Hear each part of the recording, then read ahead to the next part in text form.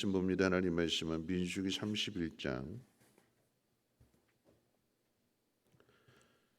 25절 말씀부터 54절까지 보시겠습니다. 민수기 31장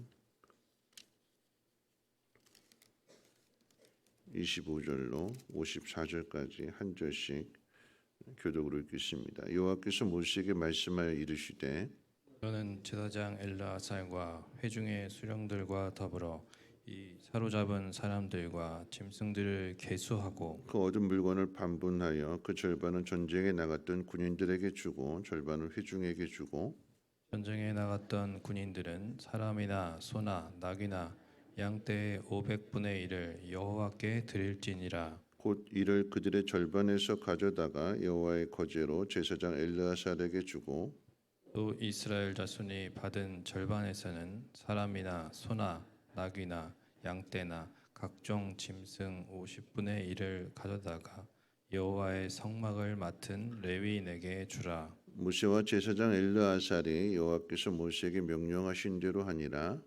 그 탈취물 곧 군인들의 다른 탈취물 외에 양이 67만 5천 마리요 소가 7만 2천 마리요.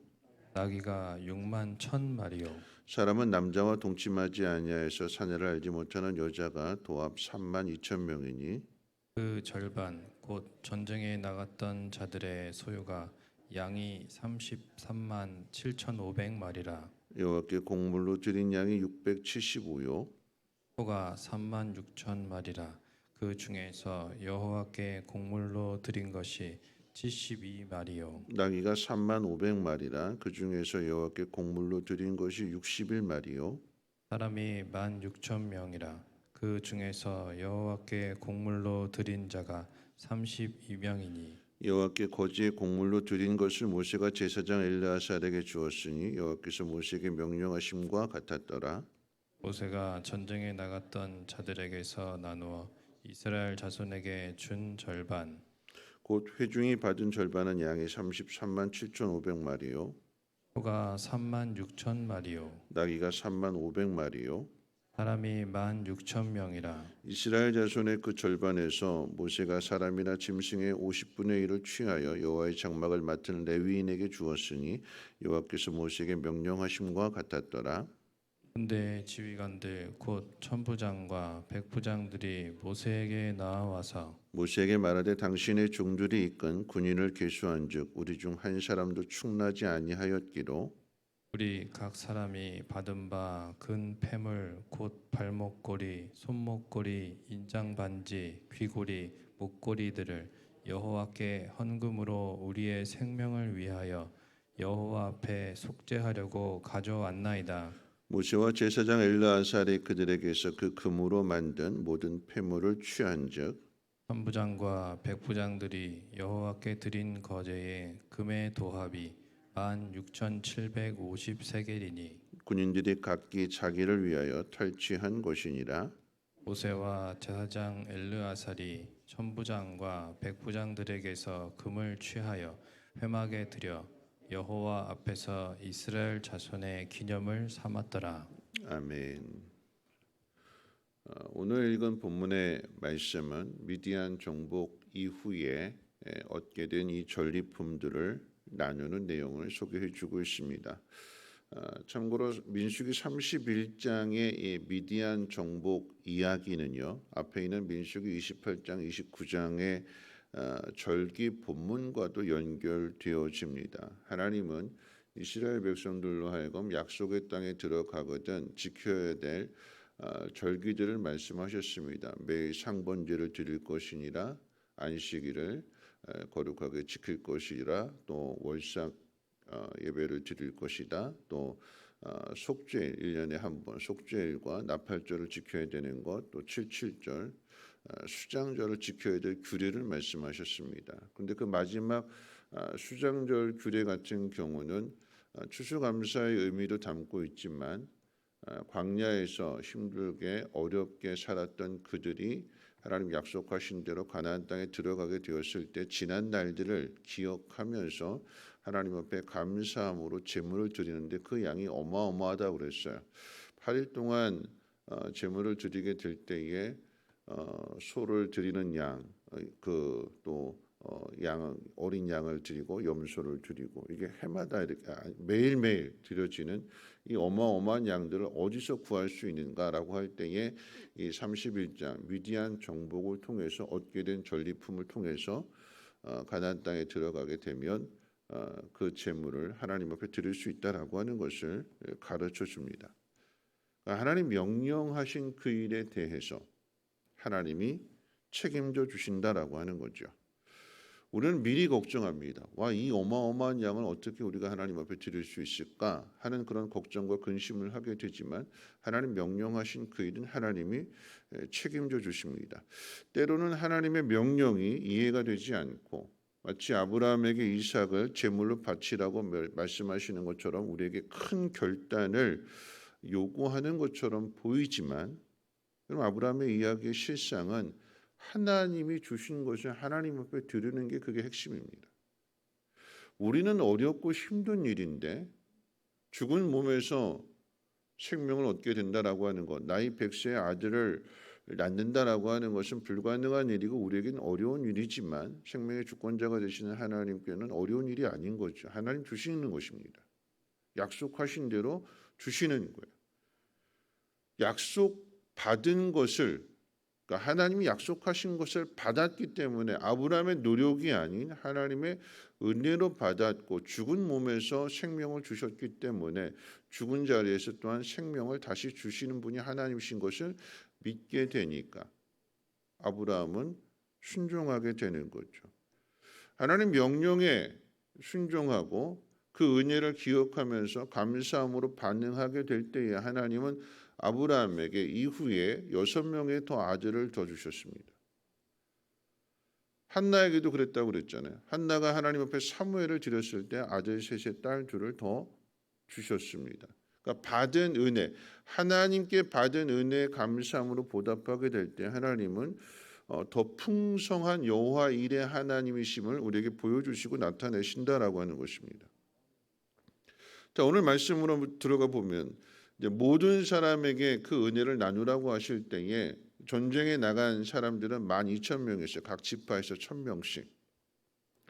12,000명이 큰 승리를 거두게 되고 그리고 많은 전리품들을 가지고 오게 됩니다. 그럴 때 모세가 반반씩 나누라고 그랬어요.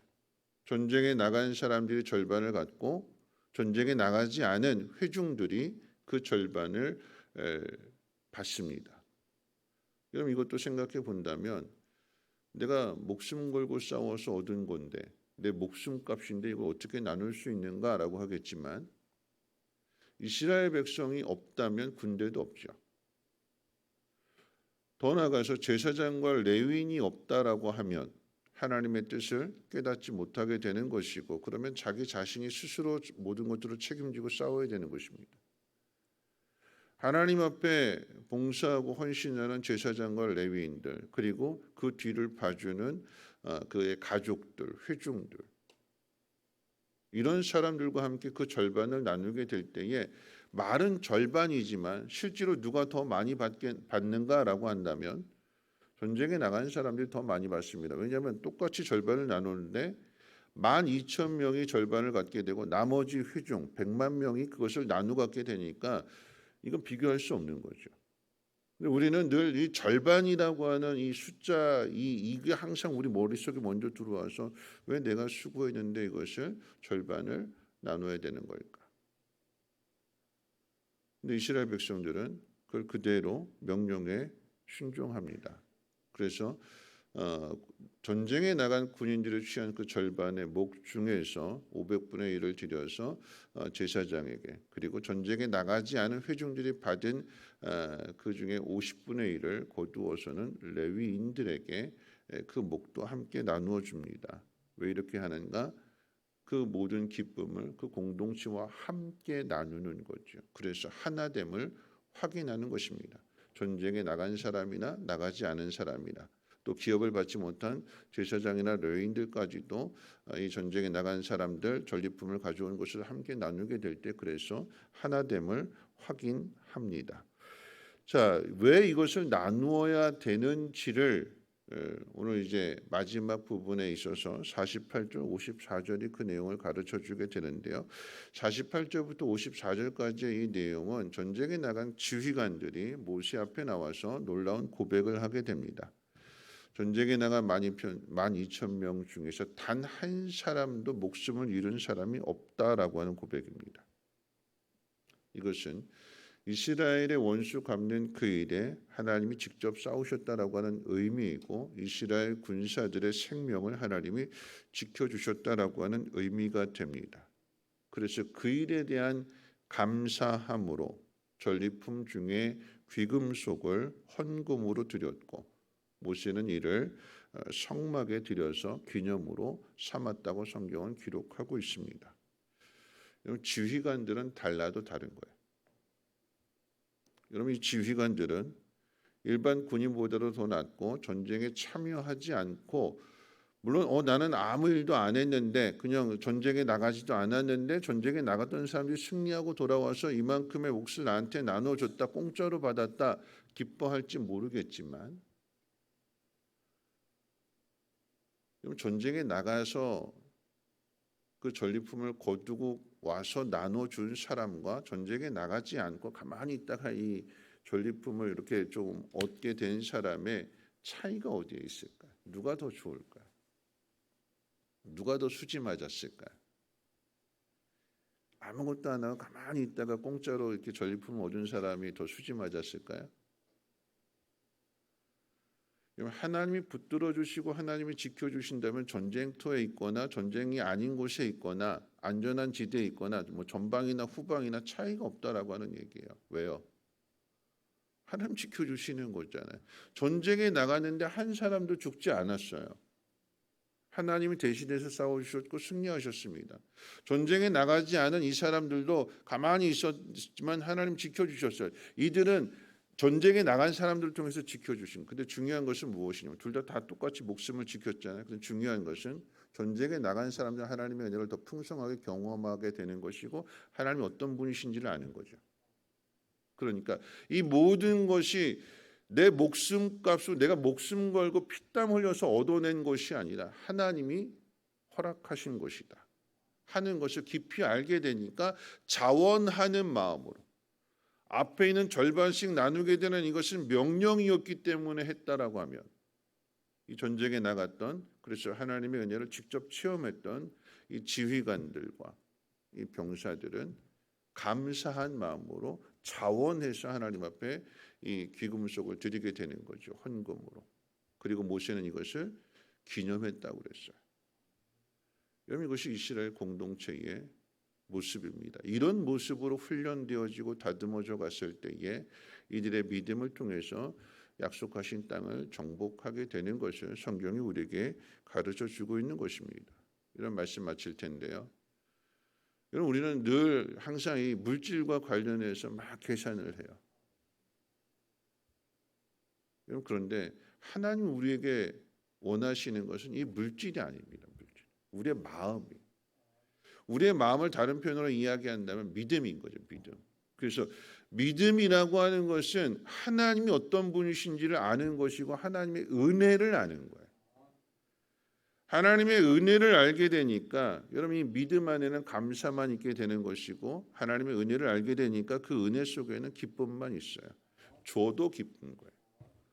내가 수고했고 내가 땀 흘렸고 마치 비유하자면 뭐 월남에 가서 목숨 걸고 전쟁에서 받은 그 상급 아니면 뭐 중동 그 떼아볕에 가가지고 그렇게 땀 흘려서 일하면서 가지고 온 그 모든 것들 내가 정말 열심히 다해서 뭐 뼈를 갈아 넣어서 얻게 된 성공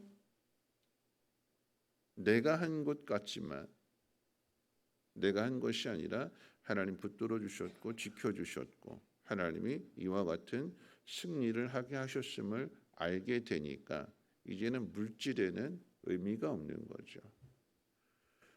요나단의 아들 무비보셋이 그랬잖아요. 재물은 다 그에게 주십시오. 난 당신이 돌아온 것만으로 살아온 것만으로도 나는 감사합니다. 그것으로 족합니다.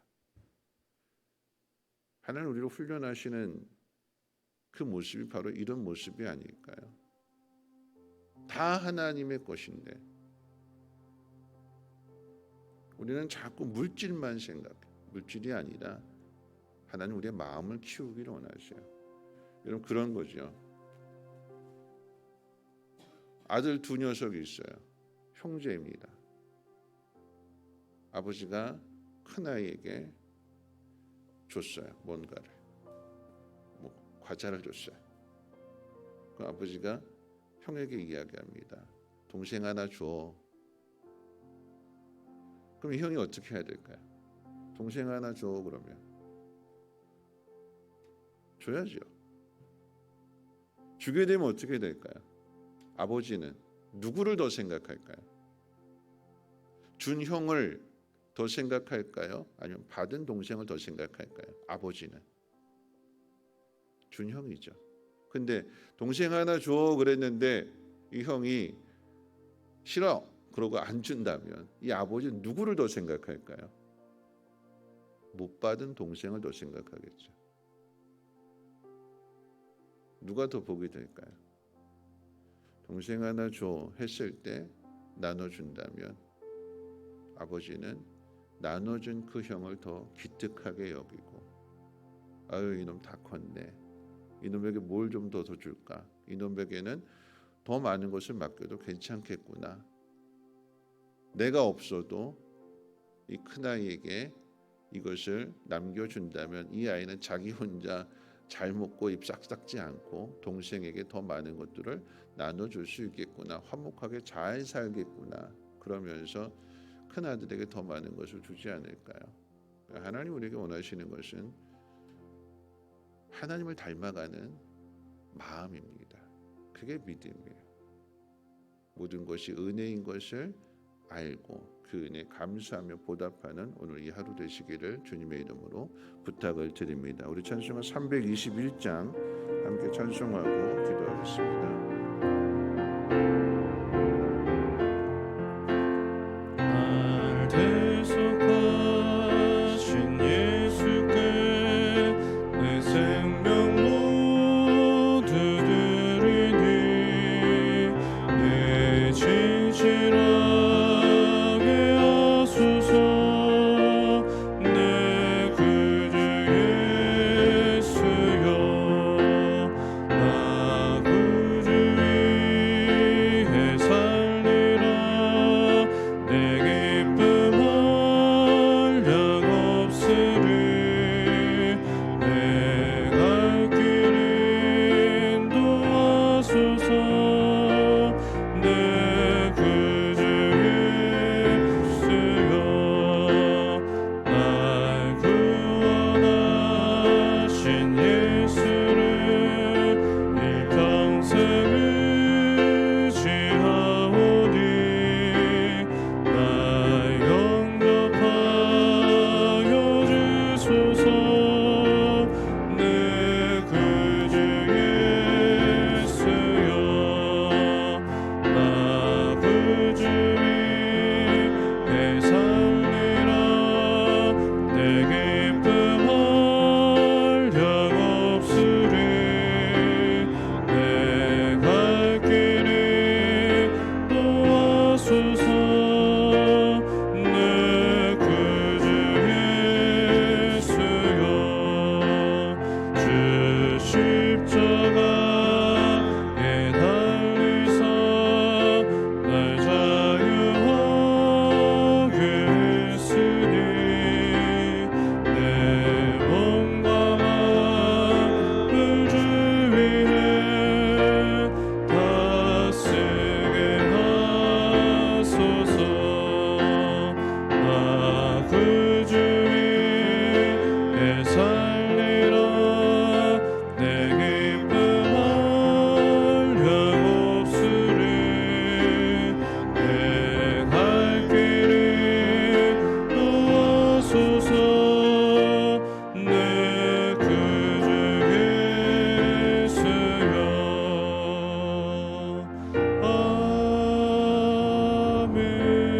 아멘.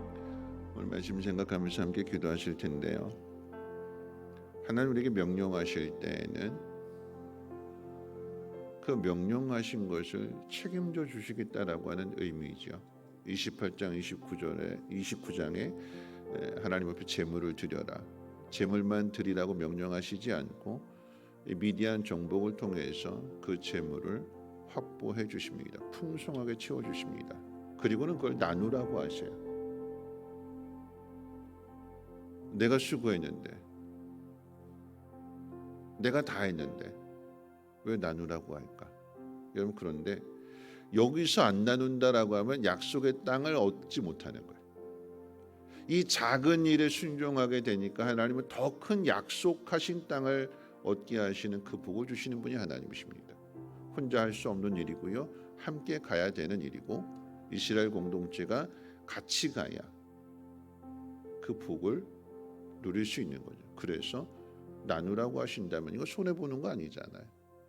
더 큰, 더 풍성한 것을 얻게 되는, 오늘 우리에게 주신 명령, 하나님 말씀, 그 말씀대로 살아가는 것이 믿음이고, 그 믿음 안에 은혜가 있고, 그 은혜 안에는 기쁨도 있습니다. 나 혼자만이 모두가 함께 누리는 그 기쁨, 하나님 오늘 우리에게도 그 길을 걷게 하시고, 그래서 축복의 통로가 되어서 하나님 앞에 영광을 돌릴 수 있는, 은혜에 감사하고 그 은혜 공동체를, 은혜 기쁨을 전파할 수 있는 우리 모두가 될 수 있도록 하나님으로 충만케 해달라고 함께 통성으로 하나님 앞에 기도합니다.